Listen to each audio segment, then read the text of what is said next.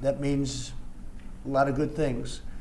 Because frankly, you could have made a great deal if this war never started, you could have made a great deal. I don't know that anything would have had to be given up. This was not a war that was going to start, Brian. And it didn't start. For 4 years, somebody said, well, how do we know that? Well, for 4 years, it didn't start. I used to speak to Vladimir about it. I used to speak to him about it at length. It was the apple of his eye, but there was no way he was going in. And he knew, there were going to be consequences. But it did start. I mean, think of what happened. Inflation, you have the war with Ukraine and Russia, that wouldn't have happened. October 7th would have never happened. Israel, they had no money. Iran had no money. Iran was stone cold broke, and now they have a lot of money.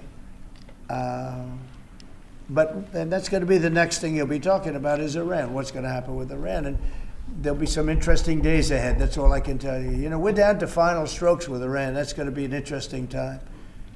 And we'll see what happens. But we're down to the final moments. We're at final moments. You can't let them have a nuclear weapon. I think that I would have had a deal within 1 month after the rigged election of 2020. They were all set to make a deal. And then when I lost, they saw this person who's a stupid person, very stupid person. And they said, let's not make a deal. And they were right. He took the sanctions off. They became rich under Biden.